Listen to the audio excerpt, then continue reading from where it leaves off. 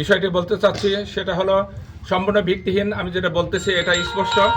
আমরা যে বাড়ির অভিযোগ নিয়ে ওরা কথা উত্থাপন করছে এবং আমাকে মব সৃষ্টি করে যেভাবে ওরা আমাকে নিয়ে আসছে মসজিদের সামনে, এটা আপনাদের সম্মুখে এটা বলতেছি, আপনারা একটু বোঝার চেষ্টা করেন। সেটা আমরা যে বাড়ি থেকে ওনারা আমাদেরকে চারিদিকে মানে ঘিরে যেভাবে ধরেছে, সে বাড়ির আল্লাহর নাম হলো জহুরুল ইসলাম এবং ডান দিকে ভাড়াটিয়া সাইফুল ইসলামের বাসা, গাঙ্গ উত্তরপাড়ায় বাড়ি, মজরুদ্দির ছেলে।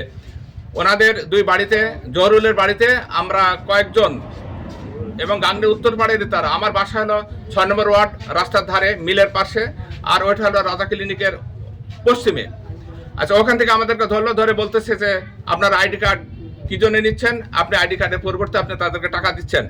আমি সেখানে বারবার সেখানে প্রতিবাদ করেছি যে না, আমরা এই স্লিপ দেওয়ার জন্য, এই যে মোবাইল অ্যাপসে এটা মানে স্লিপটা, ওটা নাম্বারটা ভোট কেন্দ্রে গেলে যে নাম্বারটা যে লাগে, সেই স্লিপ দেওয়ার জন্য মূলত আমরা মোবাইলটা ব্যবহার করতেছি এবং ভোটার আইডি কার্ডটা আমরা চেয়ে নিচ্ছি।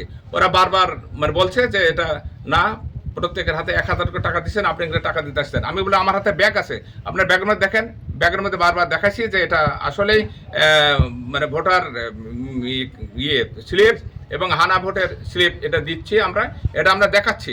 আমার হাতে ব্যাগ ছিল, দুইটা ব্যাগের মধ্যে আমি খুলে তারা দেখাচ্ছি, তারা বিশ্বাস করতে নাই।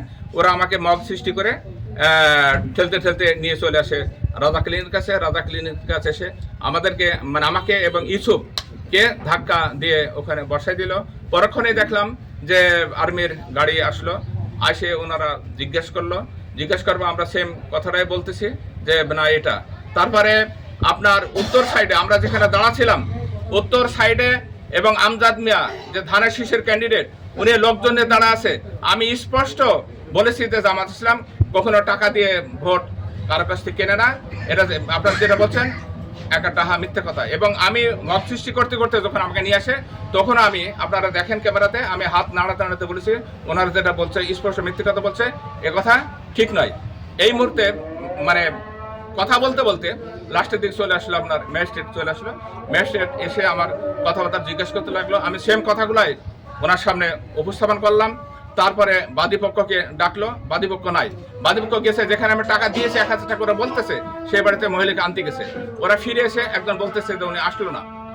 যখন আসলো না বললো, তখন ম্যাজিস্ট্রেট বললো যে না, এটা ঠিক না, চলেন আমরা চলে যাই। তার আগ দিয়ে কিন্তু ম্যাজিস্ট্রেট সাহেব বলছিল যে মানে আমার কাছ থেকে একটা মুশকিল নিয়ে আমাকে এক জায়গায় নিয়ে মানে পুরো কথাগুলো জিজ্ঞাসা করার জন্য উনি নির্দেশ দিল।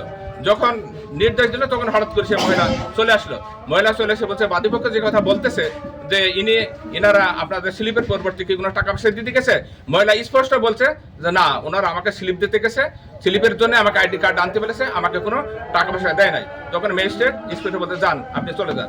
তখন মানে আমাদেরকে মানে চলে আসতে বললো, আর ওনাদেরকে চলে যেতে বললো। চলে আসলাম।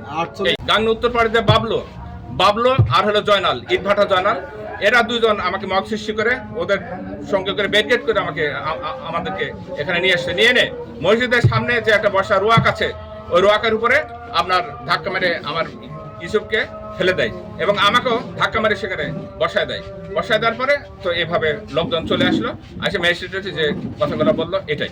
আমি যে কাজটা করতে গেছি, আমার কয়েকজন লোকজন নিয়ে স্লিপ দেওয়া, তো আমি জানি যে এটা বৈধ নয়, কিন্তু এই মিথ্যা একটা অভিযোগ তুলে আমাকে তো মব সৃষ্টি করে আমাকে তো নিয়ে আসা হলো এবং আমার মান সম্মানের উপরে যে ইজ্জত, বিচার চাই।